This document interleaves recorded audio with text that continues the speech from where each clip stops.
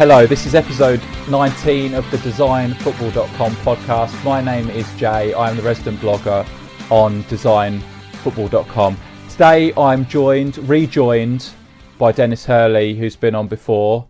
Denis Hurley runs the Museum of Jersey's website and everything that is related to that, which is lots of different websites. The reason why Denis is on is we are doing another club special, and it's Arsenal. And Denis is an Arsenal fan. Hi Denis, how are you? Hi Jay, how are things? It's great to be on one of the best kit podcasts around.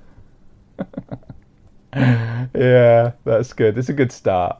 Put me in the right frame of mind to go forward. So we did a podcast with Austin Long, episode 18, where we talked about Manchester United, particularly the new Manchester United kits. Did you listen to that, Denis? I did indeed, yes. On the day it was published, I believe. On the day it was published, where on Acast, or the day it was published on Design Football? Because there's a discrepancy there. Wherever it was first. Okay. Yeah, it has to go on Acast first. So you are an Arsenal fan. Now the first thing is a very belated happy St Totteringham's Day to you. How did you enjoy that day? It was bittersweet, obviously, because Arsenal had thrown away a great chance to fight for the title, but it was still very, very, very funny to watch Tottenham somehow managing to concede 5 goals against a relegated Newcastle side. Okay, and the goal difference, it needed a big swing of goals, didn't it? No, it didn't. No. Oh, didn't it? It was. Oh, it was points. Yeah. So I think. Oh, right. I think a draw would have done Spurs. Oh, really? Yeah. Oh, okay. All right. I thought you needed goals as well. I thought you needed a swing of goals to finish. No, Arsenal finished a point above them, I think. Oh, okay. That actually happened in the end. Okay, yeah. Fair enough then, Denis. But congratulations on that hollow victory. Yeah, now, very hollow. It was still funny. Arsenal, to Tottenham. Of course, I don't like Tottenham either. But no, I'm completely impartial on all football clubs. Can I get in a plug at this point, seeing as we mentioned Tottenham? Oh, we're going to do that straight away. Something about your website before we've even talked about anything on this podcast. Okay. Sorry, go on. Preempted you. No, go for it. On the Museum of Jersey's Twitter account, every Friday, I tweet a counterfactual history, I suppose you'd call it, of what if kits. And today it's as if Tottenham had Adidas kits in 1984, and there's a home kit and away kit, European kit and goalkeeper kits, and a European away kit, and they've proven quite popular so far. Obviously, it's still early in the day, and by the time this is published, it'll be a few days later. But everyone check that, and check all the other ones, and check the site, and check all my sites. Well, I would have got to all of that. I know the end you of the would. podcast anyway, but it's good to get in there. You're the host. No, that's. What's your next question? That's fine. They are fantastic. I do like them. Well done. I think you secretly support Spurs, but I think you do. Maybe you do Spurs kits better than you do Arsenal kits. Is that possible? The only Arsenal one I've done so far, and I don't think it even was on a Friday. It might have been, but it was Arsenal in the Nike Vapor style, which is shit. But the only concession I made to Nike's, what should we call it, propriety on changing designs wholesale was just giving Arsenal navy socks and keeping the white shorts. Whereas if Nike were still making Arsenal's kits, they'd have probably had fucking purple shorts or something like that. I think it's interesting, and we'll get onto these things, but I think that Arsenal are such a brand that they'll be able to push back. They're a bigger brand than, say, England, who are struggling. Yeah, you'd hope that they would have. Barcelona and Brazil stood up to them, and who else? Norway's kit is nice and conventional. So yeah, so navy socks with Arsenal wouldn't have been completely what's the word? It wouldn't have been totally wrong. So it might have been a kind of compromise, but we'll never know. And that's the beauty of hashtag Fantasy Kit Friday. Yeah, and so what are you saying? We might know at some point, or no? That's the beauty of it. That okay. It's just imagining what might have been. The thing with Nike, and this has been talked about on other kit podcasts which are available, is that someone said, I don't know if it was Chris Oakley or something on the Football Attic podcast, said that wouldn't Chelsea look good in the Nike kit thing because it's blue shirt, blue shorts, and white socks. But obviously Nike next season will be wearing a Nike. Chelsea next season will be wearing a Nike kit, won't they? So yeah. But let's just see what Nike have up their sleeves for Chelsea. But if they stay true to this season's thing, which probably they won't, but if they did, then it would actually just dovetail nicely with what Chelsea want to do. But this isn't a podcast about Chelsea. This is a podcast about Arsenal. Now, Arsenal. Yeah, we can do a podcast about Chelsea when our mother becomes president.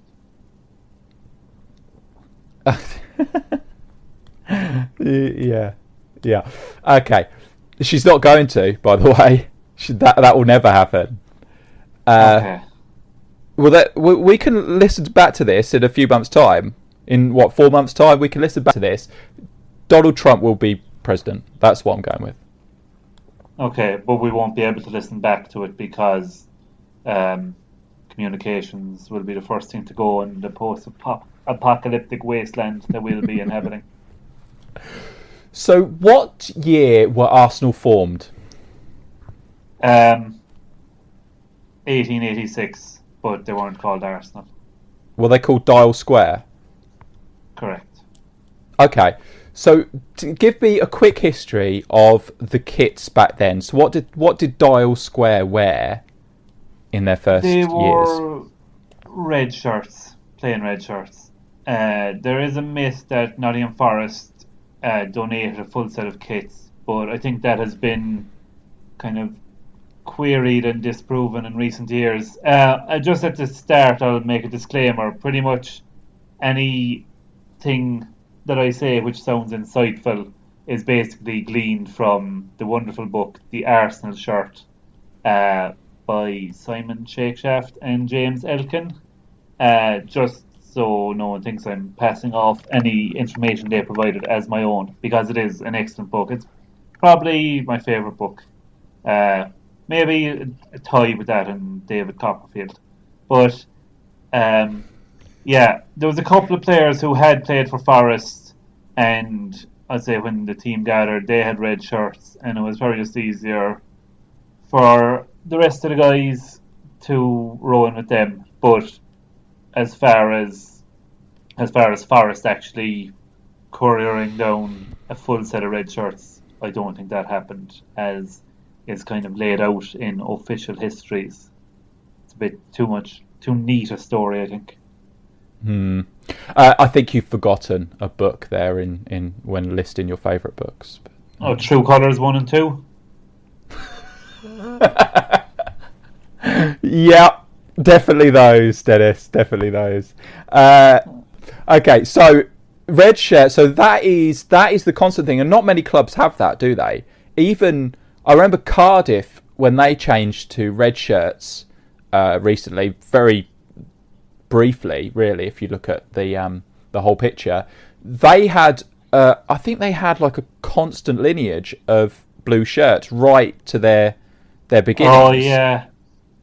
Yeah, it is rare, but I suppose you'd have to draw a big distinction with Arsenal and the white sleeves. Like it was a huge change at the time, and I know you'd say the sleeves aren't a massive part, but I wouldn't kind of cast Arsenal as having the same strip all the way along. No, but there is continuity in the red. The body of the shirt has been red since the beginnings. Yeah. Okay. So it's not too many teams kind of had it, I reckon. Yeah. So it is a rare thing. So it's something to be proud of, and Arsenal do like their traditions. Yeah. There's a lot of changes in Arsenal's history. They've moved around London quite a lot. Yeah, they did move around London quite a lot, and they've settled in the same place now for the last 103 years. Okay, that's interesting. I'm not actually a Tottenham fan, so you don't need to get so defensive. I'm just saying out facts. I Okay. do know that a mutual friend of both of ours still likes to refer to Arsenal as Woolwich Wanderers. Yeah. That football team that he supports are about to move stadium themselves, aren't they? Both in European competition and I think maybe temporarily while they get their stadium sorted next season. Is that right? Yeah, They go to yeah. Wembley? Apparently so, and their new stadium will have 61,000 seats, which by pure coincidence is 1,000 more than Emirates Stadium. Okay. No, yeah. I don't think that's deliberate. I think it's probably just a coincidence. Yeah. Okay. Yeah. So you mentioned, and you've taken us straight in there, that at some point Arsenal changed their sleeves to white. Now, tell the story factually, but very, very quickly, because we've already talked about this story. So as quickly as you can tell it without lying. Did I mention it in a previous podcast? I think, did I? Basically, there was a cartoonist for the Daily Mail, Tom Webster, and he was playing golf with the Chelsea chairman, and he showed up for the game of golf wearing a blue sleeveless sweater over a white polo shirt, and the Chelsea chairman loved that look and said to his manager, let's change our kit, and the Chelsea manager said no, so Webster just happened to mention that story to Herbert Chapman, who thought, what a great idea, and said, let's do that with Arsenal, only obviously with red instead of white. That's really good. That would have taken me about an hour. Yeah, it's a story I'm fairly familiar with at this stage. I could embellish it and add in extra little bits, but I won't. Okay.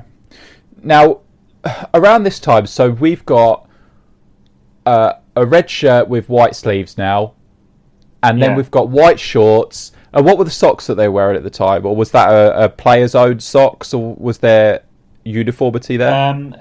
In the late 20s, early 30s, I think they were just plain navy socks. And like a big reason for the white sleeves, aside from fashion sensibilities, was to help the players identify each other more easily on the pitch. And another idea towards that end was to have hoop socks, but they couldn't find a red dye that wouldn't run in the wash, so the socks were navy and white hoops. Okay, so that's good. I like that. But I think of Arsenal a lot of the time, and I don't know why that is, but I do think of them wearing white and navy hoop socks, so that seems to work. But it's only through necessity. Yeah, but oddly, given how manufacturers these days love to come up with backstories for kit changes, Arsenal haven't had navy and white socks since then, since the 50s, we'll say, apart from a couple of years in the late 60s, and since then it's always been red and white socks. There were red and navy hoop socks for one season in 82-83, but they were very unpopular. But navy and white hoop socks have not returned with nearly 50 years. And you'd think that they would go back to that, and even the kind of classic 1930s look, because Arsenal were regarded as the best club in the world back then. You'd think the manufacturers would kind of seek to harness that, but they haven't, because they're morons. Yeah, the socks thing, that's something we can look back at, because maybe for the future it is something that we will be brought in, so we can discuss that in a minute. But we've got a few decades to go through before we get there. So if we're talking that sort of time, so pre-war, then post-war, and it's the red shirt, and it's with the white sleeves and the white shorts, so then you've got the hoop socks with the navy, and then other things happen. 1950, what happened in the FA Cup final? Arsenal played Liverpool, and the rule in the FA Cup back then was that when there was a clash of colours, both teams had to change, and obviously both teams' change shirts at the time were white. So there was another toss to see who'd change away from the white, and Arsenal lost that, and they decided to wear old gold shirts. And it's kind of it has been reverse engineered that's the start of Arsenal being successful in yellow, but it's a completely different shade, and the yellow shirts, away shirts, weren't seen until the late 60s. So it's a bit like the Manchester United number 7 thing, being retrospectively applied to George Best. Now, do you want to give us a plug for that? You really should just give us a plug for that as well, shouldn't you? Yeah, just on my other Squad Numbers blog, squadnumbers.wordpress.com, there was a piece about that legend of the Manchester United number 7, because George Best played more games wearing number 11 than any other shirt number for Manchester United. So read that, because it's really good. It is really good. I've shared it. How many times do you think I've shared it? 4 or 5 at least? At least, yeah. I love that article. Now, Thanks. I wouldn't have said that what you say there about the idea that the orange shirt that they... So Liverpool wore white in that final, did they? White shirts with red collars and black shorts and red and white hoop socks. The classic look. Now, Arsenal... Arsenal wore... And that shirt is orange, really, isn't it? You say old gold, much, but it's orange. Yeah. Okay. Amber. So that for me was a surprise when I heard about that shirt, because I think of Arsenal, as you say, wearing yellow away shirts. So this is pre the yellow away shirts, and it was completely like, it's nothing to do with the yellow shirts, and it's not a contrast, but if we use, metaphorically speaking, it is a contrast to the many yellow away shirts that Arsenal have worn. So as you've brought that up, so we go. Oh, hold on. Did Arsenal go back to fully red shirts again? Did something like that happen? Yeah. There had been a few lean years in the early 60s, and Frank McClintock actually decided it might be an idea to go back to red shirts to help revive their fortunes, and the manager, Billy Wright, decided to run with that idea, and it had zero effect on what happened on the pitch, and it was quickly reversed. I think 2 or 3 seasons later. Oh, it was reversed 2 or 3 seasons later. I thought you were going to follow that. Oh yeah, it was reversed when Bertie Mee took over. He wanted to reverse it immediately, but the colours for the league season had been registered already. So it's probably 67, 68, I think. So they had to keep wearing the red in the league, but in the cup they were able to register red shirts with white sleeves. So they basically had a cup kit that season. Arsenal, ever the trendsetters. Yeah, that's true. Okay. Oh yeah. What you say about Billy Wright, is that the Wolves in England Billy Wright? Yeah. He was Arsenal manager. Yeah, he wasn't a very good one, unfortunately. And I have a book at home, the official history of Arsenal, 1886 to 1998, actually co-written by Martin Tyler, and there's a picture of Wright at a typewriter, and it just says, Billy Wright took over, but unfortunately wasn't able to turn things around. And if you look closely at the picture, on the typewriter, he's facing the camera, and the sheet coming out of the typewriter has the Arsenal letterhead also facing the camera, and there's a lovely pithy little sentence in the caption, and it says, putting the paper in the wrong direction surely didn't help either. Calamitous. Yeah.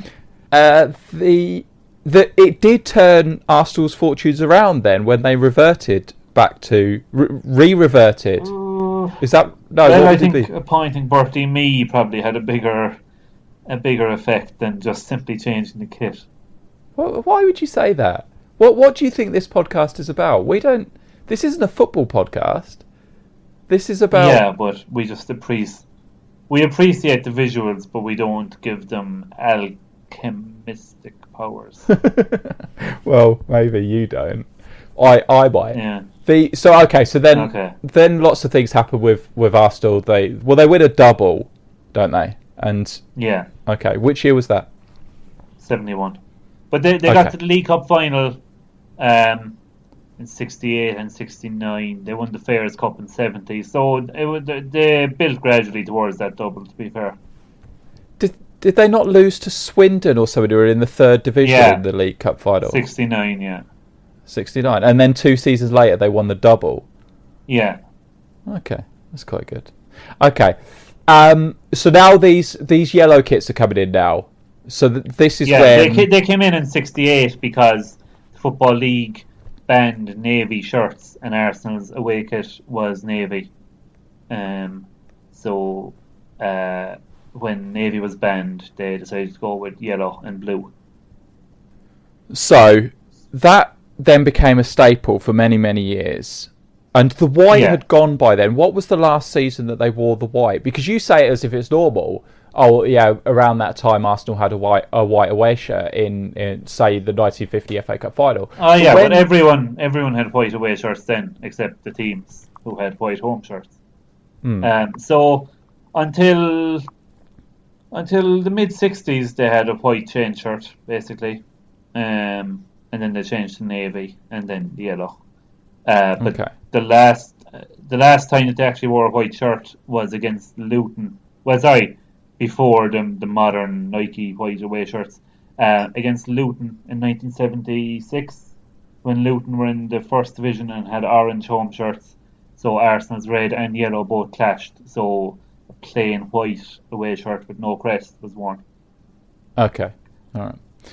Because there was obviously there was an outcry. Was there an outcry in 2007? Was it 2007 when? Okay, so Nike brought back a white away shirt. A white away shirt with red currant shorts, yeah, and a load of arseholes were up in arms. Okay, because of Tottenham. Yeah. Okay. Like it's just, but like this kind of stuff used to always happen in the old days, but I think it's just the modern world and easier channels of communication and easier for people to be heard that this outcry seems to happen. Yeah, sometimes they should happen. Or they're things that shouldn't happen. But the that clearly that one wasn't really a Tottenham kit, was it? You would never look at that and think it was a Tottenham kit. No, unless you know you were insane, maybe. But there was one that they released a few seasons later. Yeah, with the dark grey shorts. Yeah, that was a little bit more Tottenham-y. Yeah, but it had red currant pinstripes, so I don't think you could look at it and think it was Spurs, unless that was exactly what you were trying to look for. Yeah. Yeah, and they mainly wore it in the Champions League, and obviously, you know, Spurs weren't in the Champions League in 2009, 2010. So in the 80s, there was another away kit that. Yeah. Was it an away kit is it 82, 83? Is that the season? That's the one, yeah. And famous. It's referred to as the blue bottle kit, but it was mainly green. Green shirts with navy sleeves and navy shorts. Well, is that a blue bottle? That's referring to the sort of fly, isn't it? Yeah. Are they green and blue? I think so, aren't they? I think they're like weird wavy colours. There's if you imagine the that Barcelona ice lolly kit, but in green and blue, that's what a blue bottle looks like, isn't it? Oh, really? Okay. Well, I take that back. So blue bottle is probably the perfect description to apply to it. Okay, so they brought that in, and this was done popular shirt and kit. Yeah, it only lasted a season. Okay, only lasted a season. Yeah, it was supposed to last 2 seasons, but blue bottles do have a bit of green in them. Okay, It's my ignorance of nature showing up. Sorry, yeah. Okay. Yeah. So, those shorts that were from that kit, were they seen in any other circumstances? They were worn with the home shirt a couple of times that season, yeah. And Okay, in one League Cup game, I think, at Everton, the away shorts and the away socks were worn with the home shirt. Oh, that's not a good combination. That's not good. No. But with the home Very socks ungood. and... Oh no, hold on. What type? Oh no, but the home socks that season, were they hooped red and blue? Yeah. So there was no logic at all to wearing the change socks. No, fine. They're changing but that's a separate issue. I'm thinking about the kit as a whole when in the league games, so everything's sort of tied in, didn't it? In a way. No, it didn't tie in. Well, the socks tied in with the shirt, and then the socks also tied in with the shorts. The home socks or the away socks? The home socks. Yeah, so there was no need to wear the away socks with the home shirt like they did on one occasion. Yeah, I'm just thinking aesthetics in the other games. Yeah. Yeah, like from a distance it wouldn't have looked bad, but there was a green line down the side of the shorts. Yeah, okay. Well, that's fine. But this is another Arsenal thing, is they don't like to wear other shorts with their home kit. No. For a time in the 70s, they did wear red shorts with the home kit. There's a few pictures of that floating around. But no, since that 1982-83 season, it has happened exactly once in a competitive game. And that was against Fenerbahce in 2013. When Fenerbahce's home kit basically provided the perfect storm in that it was blue and yellow stripes with white shorts and white socks. So Arsenal's yellow and blue away couldn't have been worn, and the third was the horrific purple and black hooped kit from 2012-13, and because Fenerbahce's backs on their shirts were dark blue, that would have clashed as well. So the only solution, short of bringing out a fourth kit, was to wear different shorts with the home shirts, and they wore navy training shorts. Okay. Well, which didn't look too bad because there was navy on the shirt and socks as well. But you personally would have preferred red shorts? I just think it would have looked better, but it's not the end of the world. Okay. Yeah, so I do remember that well, and as you say, it very, very rarely happens that Arsenal wear any other colour than white shorts. Yeah. With their home shirt. Now, jumping a little bit forward, so we were talking about Umbro kits. They had that green and blue thing, which was controversial. Not a lot of people liked it. It's gone away. We haven't seen it come back. Score Draw make a version of it, but we haven't seen it being revisited. There was a blue and green thing was it the first season of Puma? Is that right? Yeah, well, if I could just kind of make the point that the Far Eastern counterfeiters did think it was coming back, and you were able to get, inverted commas, Nike, Arsenal's green shirt with blue sleeves, but no, it hasn't come back. But yeah, the first of Puma's awful third kits was kind of light blue and dark blue diagonal hoops with lime green trim. Yeah, it wasn't particularly good. But the one you mentioned, the counterfeiters did, was I think 2006-07 season, wasn't it? I think, does that sound right? Yeah, I read so 708. It's tough to keep up with all those counterfeit ones. There was a famous blue and black striped one in the style of the Barcelona kit from that season. Just the 4 stripes, the very wide stripes. And that just turned into a joke then among Arsenal fans on forums. It was like, what will next season's kit look like? And someone would post that shirt because it had been rumoured heavily and then came to nothing. Okay. Oh, interesting. Okay, so we were talking about Umbro kits, and then Adidas came along. Now, the formative years will skew your idea of what the definitive football kit for a particular team should look like. Now, Yeah. the first Arsenal kit I remember was the 88-90 kit. Yeah. And was that the first one that had the raglan sleeves? Yeah. And it's funny, like the first Arsenal kit I remember was that one's successor, the 90-92 one, which also had white shoulders, and it's probably still my favourite Arsenal shirt of the ones I've, experienced. But yeah, basically, again, going on the excellent book by Simon and James, when they signed a deal with Adidas, originally Arsenal were standing firm and saying there can't be any Adidas stripes on the white sleeves. But then somehow the opposite compromise was reached, that only the sleeves would have the stripes and that they couldn't appear on the red part. So that was the way it was for the 86-88 shirt. But then in 1988, Adidas decided to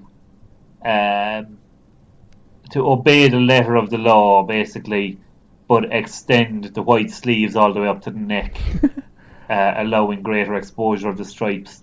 And clearly, the Arsenal board were too gentlemanly to challenge that approach. And the next three Adidas home kits all had white shoulders.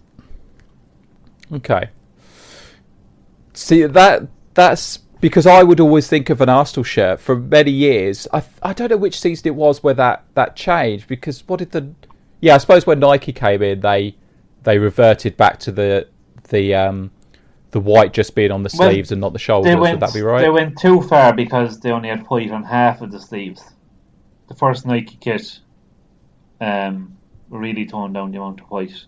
If you remember, the inside of the arm was red. Ah, okay. Yeah. Okay. Well, this is interesting. We'll get to this as well.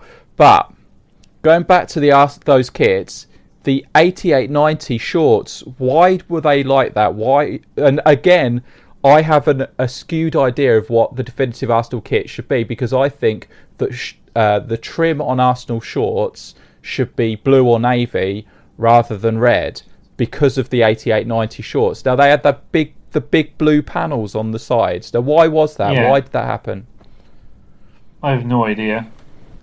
And it's not mentioned, and I had a look, and I don't think it's mentioned in the book, is it, in the Arsenal shirt book? I don't think so, no. It was just a design decision by Adidas. Like, there's a very faint red outline on the Adidas stripes, when logically the opposite would have looked nicer, a red panel with navy trim on the stripes. It was just a decision Adidas took. Yeah. It did mean that when they wore the white shorts with the yellow away shirt at the likes of Southampton, that they kind of tied in a bit better, but I don't think that was the reason. They tied in so well that later in the 90s, Tottenham actually got that as a first choice away kit, didn't they? Well, you could say that, but that was just to allow interchangeability with their home shirt. The 3 seasons Tottenham had Adidas, the away shirts were yellow and then navy and then sky blue, and on each occasion the away shorts and socks were white with navy trim to allow them to be used as alternative sets for the home. Did they perfectly match the home shirt? Yeah. Okay. Yeah. On the away shirt, the first, we're talking about Spurs again now, yeah? Yeah. The away shirt was yellow with a black kind of, you wouldn't call it, or sorry, not black, navy, nearly full sleeves, and then 3 white stripes, and it was the same on the shorts. So there was no yellow on the shorts or socks. Ah. Okay, so that was the purpose of it. Okay. Yeah. Okay, that is interesting. Okay, so Nike come along, as you mentioned, and then the only thing about Nike is that they brought back there's lots of different things that happened there. As you say, they removed a lot of the white on the sleeves. I think it's the 2008 shirt. that had a big stripe down the side of the shirt and on the outside of the sleeves, but they were red sleeves, weren't they? Is that right? No, they weren't, and I refuse to acknowledge the existence of said shirt. But you do that is actually correct, yeah? Yeah, it was. Yeah, it was. Yeah. It was a Charlton shirt, basically. I will refer back to that shirt as well. But we will talk about something positive that Nike did, and Nike brought back the hooped socks that had been. Would you say they'd been gone for a long time, or do you dispute that? Nike did bring back the hoop socks, yeah. Okay. In and their first that was red and white hoops. Yeah, they were a bit too narrow for my liking, though. The hoops. I would have liked just thicker hoops, but that's just a personal opinion. The big change Nike did in '94 was having a navy away kit, which was revolutionary, really, given that Arsenal had yellow away kits for 26 or 7 years before that. Okay, but this was something that was made possible because the Premier League dictated that referees would no longer wear black kits, wasn't it? Yeah, okay. I presume that was part of the reason. But if the refs still were wearing black, I presume Nike would have just come up with a different colour. I think they just wanted to announce their arrival by saying, look at us, we're brash, we're new, take that tradition. And Puma have gone the other way because every season, we're now 3 seasons in, and every season they have provided Arsenal with something even more like the Anfield '89 shirt. Yeah. Would you... Something that nods to that, at least. Arsenal are kind of unique at the moment in the Premier League in that every away kit, well, the past 4 seasons in a row, has been basically yellow. I know last season's was more gold, but it's rare to see that because a lot of teams well, I don't know, do a lot of teams do it anymore, that the away kit becomes the next season's third kit? Arsenal did it for a while, and it was very popular in the 2000s, the last decade. But now a lot of teams just seem to bring out 3 new kits, and clearly Puma have said to Arsenal, oh, we know you like yellow away kits, we'll give you one of those every year, on condition we give you a horrendous third kit. So they're 3 for 3 in that regard. Yeah. Yeah, they've got a luminous. Is it a luminous thing at the minute? Is there yeah, which has been worn against fucking Watford. Yeah, that created more problems than it solved. I would say. Yeah, that left me very very disillusioned. Just go back to Adidas. The Anfield kit, what we call the Anfield '89 shirt, which we've just referred to, with the yellow shirt, yellow body, and navy sleeves, navy shorts, navy socks. Is that right? No, yellow socks. Arsenal. Yellow socks with navy tops. Yes. Just 3 yellow stripes. Yellow socks with 3 navy stripes outlined. Oh, really? Yeah. Okay, right. Now, that kit was kept for 3 seasons, and it was very popular because of what happened at Anfield in 1989 when which if you don't, sorry, should I give a spoiler alert here? But if you've ever read Harry Potter, the Harry Potter book, the Prince of Azkaban, if you've never read it, you should read it if you're aware of the events that happened at Anfield in 1989. That's my opinion. Okay. But yeah. Anyway, so they kept that kit was very popular, so they kept it for 3 seasons. Now this meant the famous Bruised Banana shirt, which had a trefoil logo and had the normal stripes down the sleeves and this crazy pattern, that came out in 1991, while other teams such as Liverpool were getting the big obnoxious bars on the shoulder and the Adidas equipment logo. Now, I discovered, I saw both of those kits at exactly the same time in an ad in Shoot in July '91, I suppose it was. And at the time, it didn't register with me, but it is very strange when you think about it. Like, here Adidas saying, on the one hand, look at us, we have a new logo, things are going to change, and then they're giving the champions of England a kit which basically has all the trappings of the previous style. So the best guess is that it was supposed to come out in the summer of 1990, but they decided to keep on the other one for the 3 seasons, so things were pushed back a year. But if you look at the shorts of the Bruised Banana kit, they are a little bit longer than what had been seen for the 80s. And like Tottenham, obviously in the 91 Cup final premiered the new longer shorts. The Liverpool shorts were a little bit longer as well. So that seemed to be a 1991 development. So that's the only thing that kind of makes me question that theory that it should have been 1990. It's an odd one, isn't it? But when you see that the Premier League this season have done a whole new rebrand but kept the old shirt numbers and names font, you can see that these things do happen sometimes. Yeah, in stages, I know. There's definitely some logic to what we're saying here, because it just wouldn't have made any sense at all if you were giving Arsenal a brand new kit, not to give them the same as what they were doing with Liverpool. So the only thing in a parallel universe, Arsenal's away kit in '91 was basically the same as the Sweden kit from that time. The yellow with the 3 blue over the shoulder. Yeah. But the thing that they had in '93 was that new for that season. Yeah. So in 1993 they had the 3 big bars, didn't they? Yeah. All the way. So and they had that for 1 season. Is that right?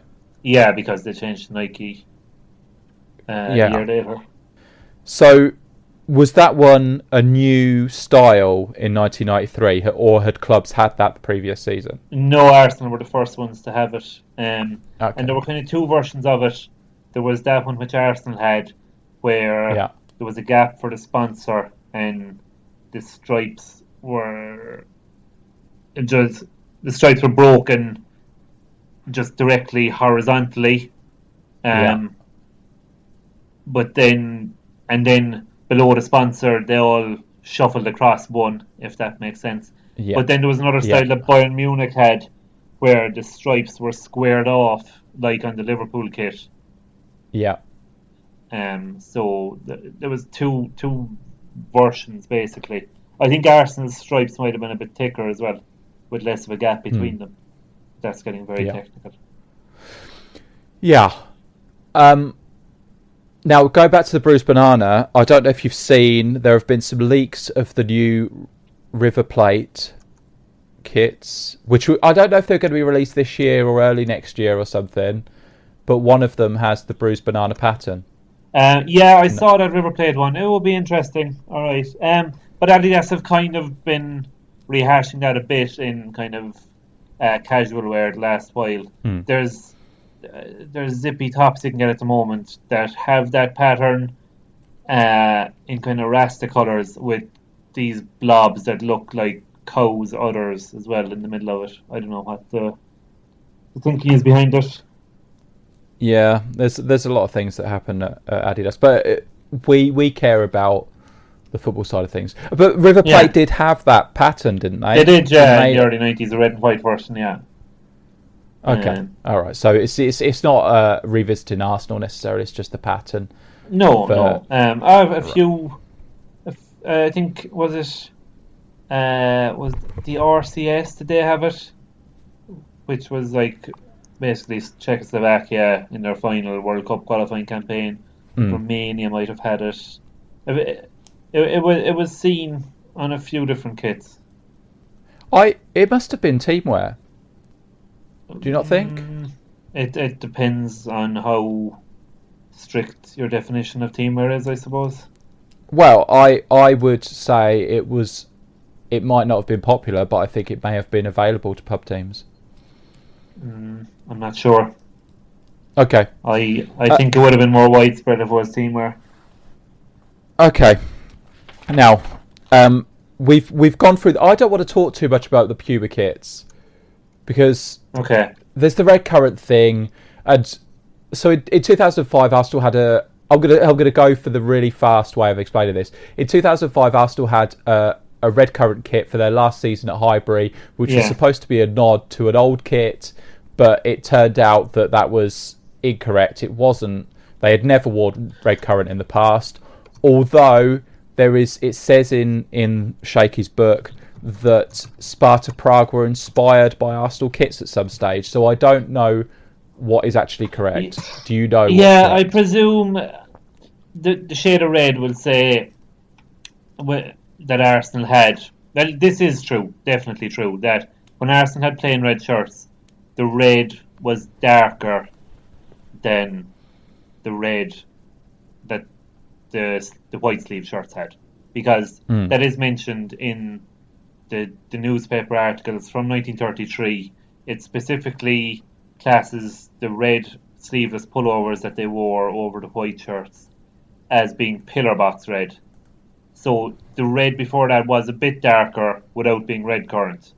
So Sparta Prague probably adopted that red and then gradually got darker themselves. I think is the most reasonable explanation. Okay.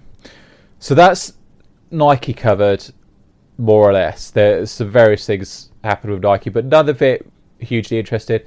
Same with Puma. They've come along and they've done this thing this season with the stripe down the middle. Now, I thought it was going to be like the Manchester United shirt, where you've got like two tones of the same red, so the one half is darker than the other half. But it's almost a purple colour, the stripe on the Arsenal shirt. It doesn't look good. Is it actually purple? I don't think I've actually seen it in the material yet. It's so maybe purple's the wrong word. It's so much darker. It doesn't look like a tonal thing. It looks like a different colour has been put on the shirt, which it's like whatever it is. Even if it was tonal, I think it's a stupid idea. Yeah. Okay. So that brings us nicely on to what would be your perfect Arsenal kit. What elements from the past would you keep, or what elements would you get rid of? Well, like I suppose the ideal one is from when they won the double. Like it's hard to quibble with any element of that, really, isn't it? Just red, white round neck, white sleeves with a red cuff. You know, it's like my favourite Arsenal shirt of recent times was the 2010-11 reimagination of that, where I dock marks slightly for having the cuff too large. Other than that, it was perfect. Okay. And did they only have that for one season, or what? Yeah. The following season was the 125th anniversary one, where the round neck was red and there was a stripe down the sleeve. And the crest, but that was just like a Nike thing, wasn't it? It wasn't. Of course, specific to Arsenal. Yeah. Okay. Nike be Nikeing. Yeah. I would dispute your argument. What you would have white shorts, and what colour socks would you have then? I don't know really. Like red, obviously, is historically more accurate, and those socks from the 70s, red with one white stripe, were really nice. But I've come around to liking white socks in like, let's say, in the past 20 years. Like, I suppose you'd associate them with a successful period. This year is the first year since 04-05 that the first choice socks have been red. Yeah. I saw something the other day. Do you remember I told you a while ago I went to the Puma store in London, and last season they had the mannequins wearing the red socks instead of wearing the white socks. Okay. This season they've got the mannequins wearing white socks. Okay. So that's 2 seasons in succession. They've got the socks wrong in their own shop. They were wearing change socks. Bizarre, yeah. But actually, that 125th anniversary kit I mentioned, when that was launched, the pictures had the players in red socks, but then by the time the season started, they were white. Okay. Also, the Nike. I don't know if I mentioned this already. I don't know if I have. On the subject of socks, on the Nike advert before the European Championships, European Championship or European Championships? European Championship. Either. Yeah, I like to add. There's there was an advert with Ronaldo, and he changed his place with someone. In that advert, Portugal playing against England or something, and Portugal were wearing their first choice away socks with their home kit, blue socks with their red and green home kit in that advert. Yeah. Why would they make a mistake like that? It would really annoy the likes of us, wouldn't it? It did annoy the likes of me. And did you see Portugal against Switzerland the other night? They've lost the raglan sleeves, haven't they? Now, what would be the thinking behind that? I don't know. Well, they haven't lost the raglan sleeve. Obviously, the construction of the shirt hasn't changed, but it's no longer a contrast. It's It's the same colour as the body, isn't it? Yeah, in FIFA's or not FIFA's, UEFA's official PDFs for kit selections during the Euros, it had that kit listed as one of their options, the same way that France had their away kit 2.0.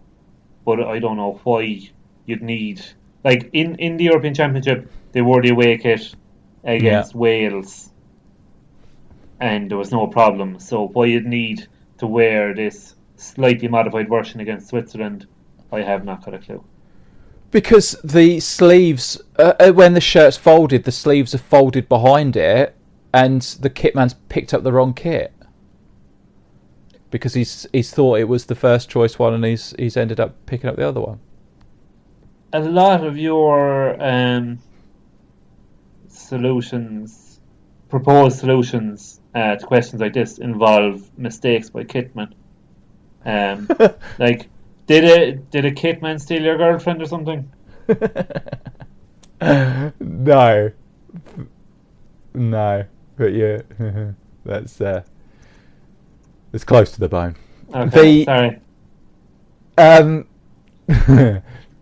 Yeah, so I would dispute what you say about the ideal Arsenal kit, but I'm going to start from the bottom. Now, this is the bit that I have trouble with, because I think I would prefer Arsenal to have white, as I mentioned earlier, white and blue hooped socks. Yeah, I would like to see white and blue socks. But I would have them white and blue and hooped. But then I have a problem, because the ideal shorts I would have for Arsenal, so that's a mismatching element in effect. You might have a little bit of navy or something in the shirt so ties in, but it's a mismatching element. But I also want the shorts to have a sizable amount of blue or navy trim rather than the red trim. So I think I can only have one or the other, really, can't I? If I have the navy... The question is the ideal Arsenal kit rather than what you think based on the year you started watching football. Well, but that is... My reality is reality. So I can only pick the ideal Arsenal kit from my point of view. And I can only do the same. You ask me the question, and then you say you have to dispute it as if I'm putting mine forward as the definitive one. And anyway, if we ever did get a kit which was deemed by President Donald Trump to be the ideal Arsenal kit, it would only last a season anyway before we get some fucking thing with orange go faster stripes.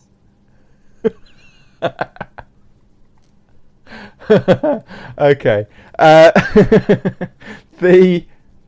The shirt, now this is where I'm going to blow your mind. Now, you said you listened to the Austin Long podcast with me. Not his podcast, the one that when he came on and we talked about Manchester United. Well, now, we talked. Okay, but you listen to all kit podcasts. But the one I'm referring to is the Manchester United one. Now, he talked about the perspiration changing the colour of the shirt. So for Portugal, so that he the halving mentioned. effect isn't noted. Well, yeah, for Manchester United in that case, but he said that there was a Portugal kit that seemed a strange colour, but then when the players started sweating, it then changed into the normal Portugal colour because the sweat was showing. Okay, because the shirt was then wet.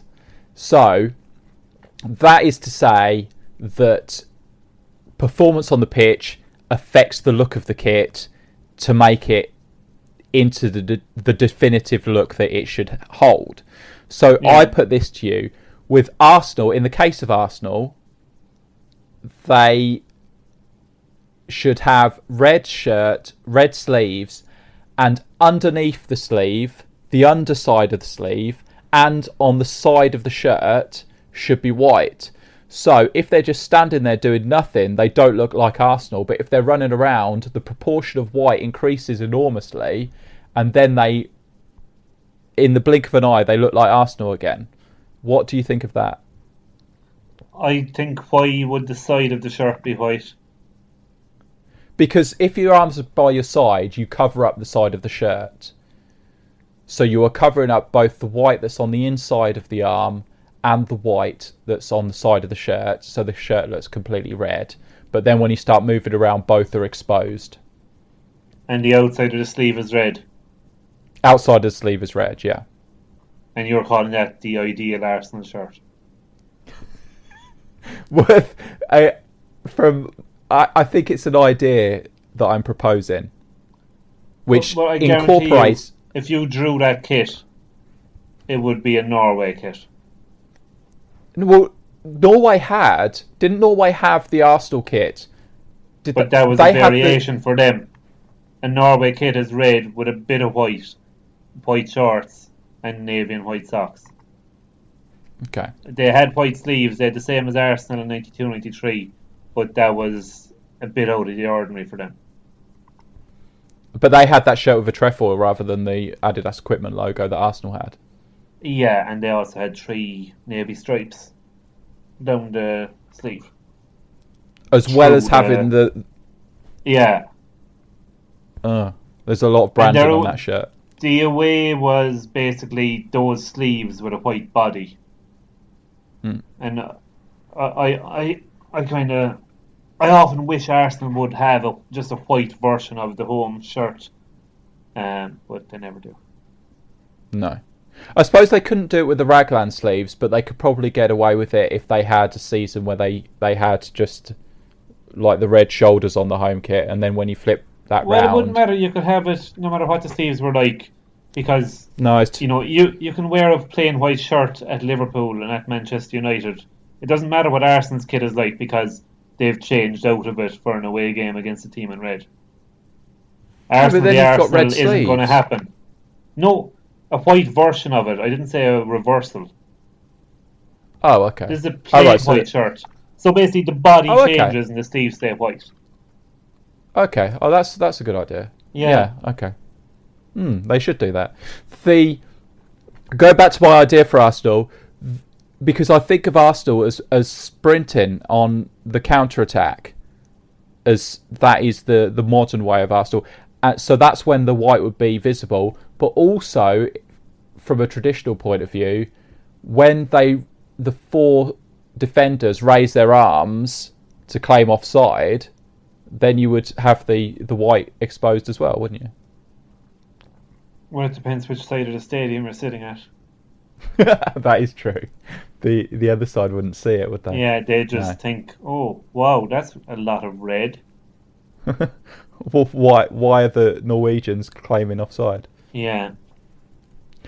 Okay. Well, that is my idea for an Arsenal kit. I think yours is probably going to be more popular, but this could be part of the Well, how about this as a compromise? So that the sleeves, the shirt is red, but there's some kind of heat fucking recognition technology that the beads of sweat cause the red on the sleeves only to turn white. So you turn it into an Arsenal shirt by working hard.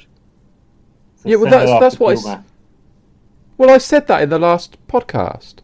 How closely were you listening? That is But I'm talking something about I an said. Arsenal one. I'm talking on the last podcast. It was just normal sweat, just making the whole thing look dark. This is something changing from red to white. Yeah. Okay. Yeah. Yeah. Okay. All right. Well, so it's different weaves and different fabrics used for different parts of the shirt in order to change the sleeves to white. Yeah, and if it is different weaves and fabrics, they can reference the 1933 development, because it was the first few times it was literally a red sleeveless jumper worn over the white away shirt. Okay. Dennis, we've talked a lot about Arsenal. We haven't talked about the fact that everyone has to wear long sleeves, but everyone has to wear long sleeves if the captain decides to wear long sleeves. Does that sum that up? Everyone has to wear short sleeves as the captain decides that too. Yeah. Okay. Apart from the goalkeeper. Obviously, because he's wearing a different shirt to everyone else. Yeah. Yeah. So in the old days, the outfielders would have short sleeves and the goalkeeper would have long sleeves, and the world kept turning. So it's because a shirt with contrasting sleeves, it does distinctly alter the look of it. So it looks worse. Of all the styles, it looks worse when some have long and some have short. Yeah, I'd never looked at it that way before, but I agree with that.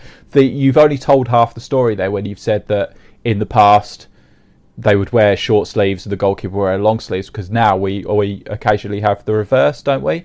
That's only person I said that wears, because you were saying that. I took it to mean that you had brought up the keeper wearing short sleeves. Well, the goalkeeper can wear short sleeves now. I don't know if they do without wearing a base layer. I don't know if that's happened, but off the top of my head, there does always seem to be a base layer present. Yeah.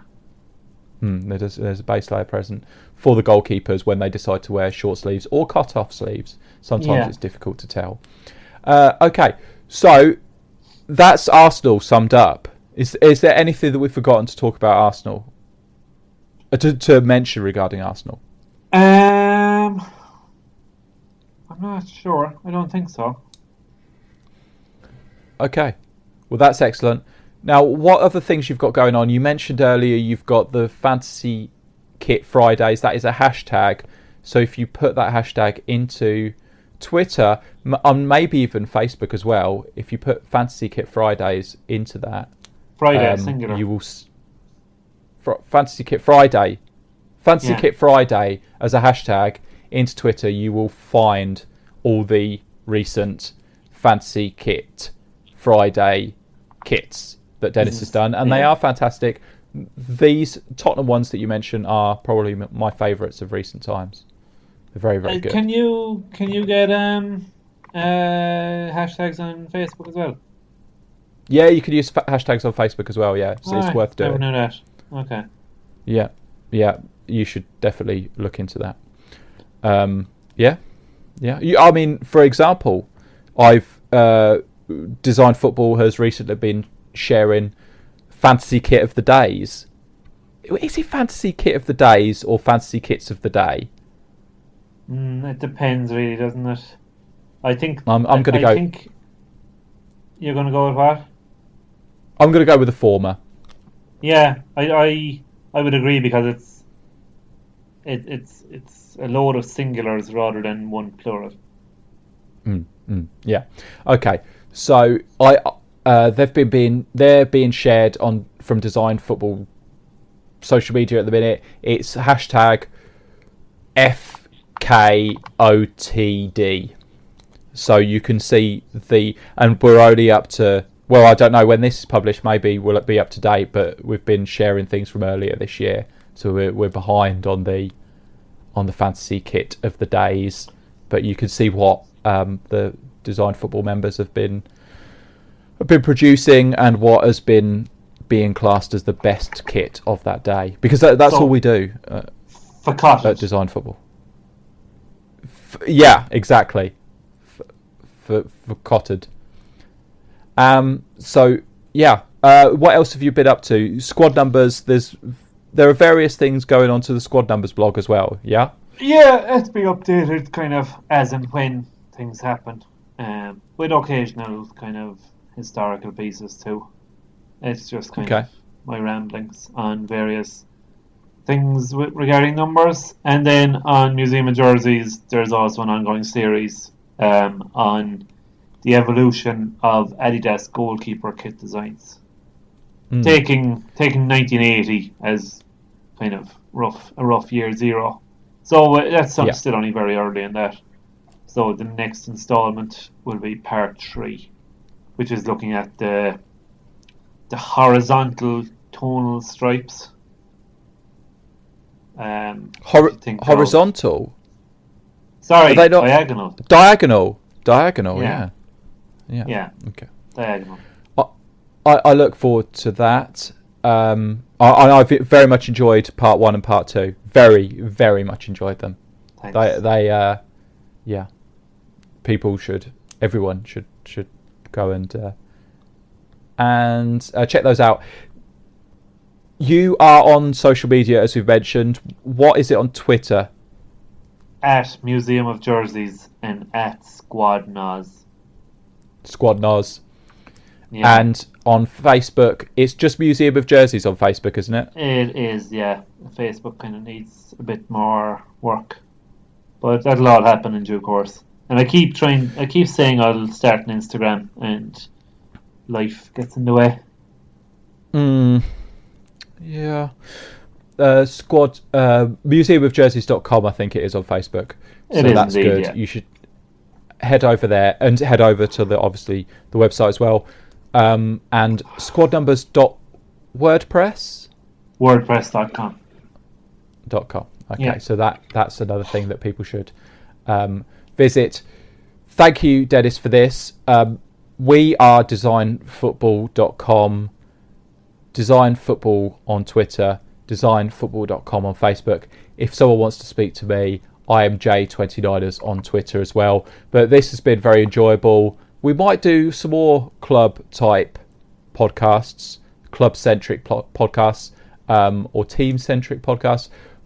But there will be a new podcast on the way soon, regardless. So thank you again, Denis. Thank you for coming on. I hope this has been enjoyable for you. It has indeed, Jay, as always. Like I said at the outset, it's one of the best kit podcasts there is. Finish as we started, yeah. So thank you for that, Denis. And I'll speak to you soon. Bye-bye. Goodbye.